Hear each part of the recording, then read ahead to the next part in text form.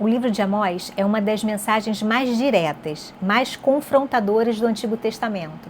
Deus ele levanta um homem muito simples do campo para poder falar para uma nação que era extremamente rica, religiosa e profundamente injusta.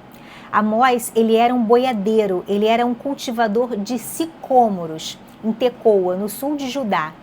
Não tinha formação religiosa formal, ele é enviado por Deus ao Reino do Norte por volta de 760 a.C., durante o reinado de Jeroboão II.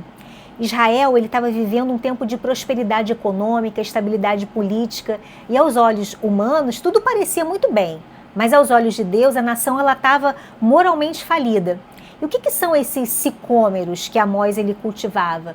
Os sicômeros que são citados em Amós eram árvores frutíferas, conhecidas como figueiras bravas.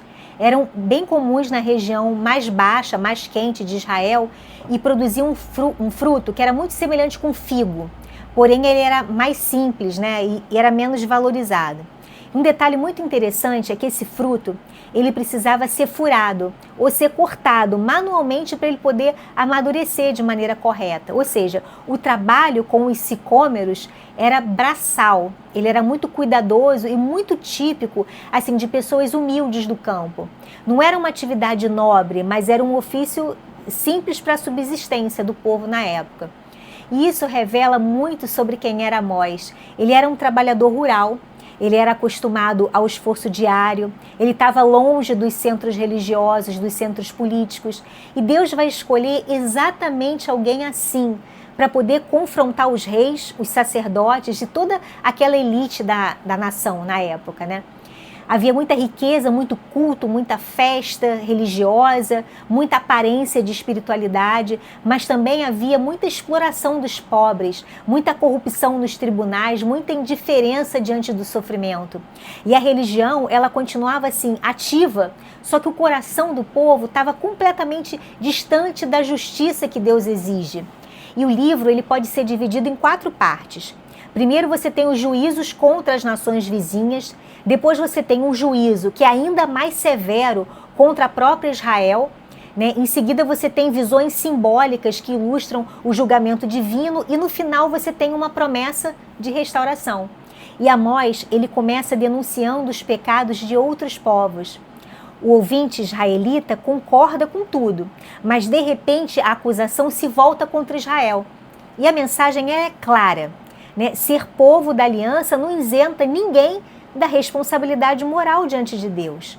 O versículo que resume o coração da mensagem está em Amós 5:24, que fala assim: corra o juízo como as águas e a justiça como um ribeiro perene. Para o profeta, o maior pecado da nação não era só idolatria, mas era a injustiça social que estava estruturada, ou seja, o pobre sendo vendido por dívidas pequenas, os juízes favorecendo os ricos, os líderes religiosos em silêncio, uma fé que era desconectada da prática da justiça. Então Deus ele declara que ele rejeita aquele culto, rejeita aqueles sacrifícios, os cânticos, as festas, não compensam essa falta de retidão no trato com o próximo. A verdadeira adoração, segundo Amós, não está no ritual, mas na prática.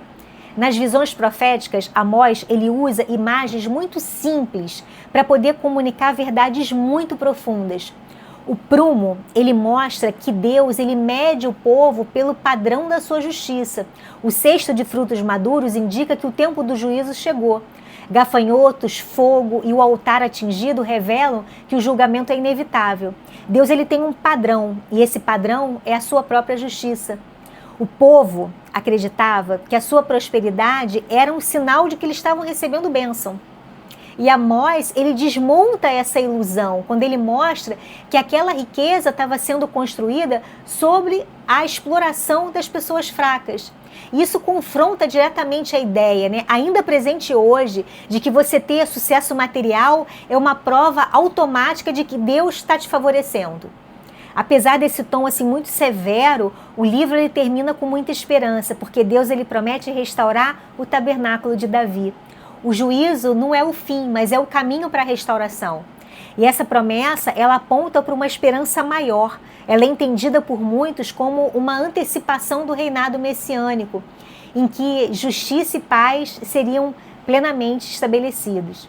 A mensagem de Amós, ela continua extremamente atual, porque Deus, ele se importa profundamente com a forma como é que a gente trata os vulneráveis. O culto sem justiça, ele é um culto rejeitado.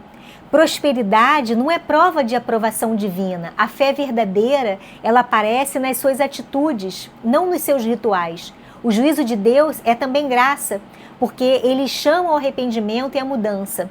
O livro de Amós, ele funciona como se fosse um espelho para qualquer sociedade religiosa que se acostuma com injustiça.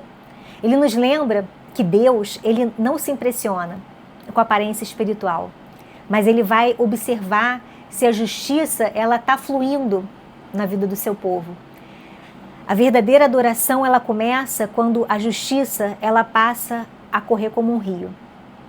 Se você gostou desse estudo, por favor, deixe um comentário, compartilha com alguém que precisa estudar a palavra de Deus. Obrigada.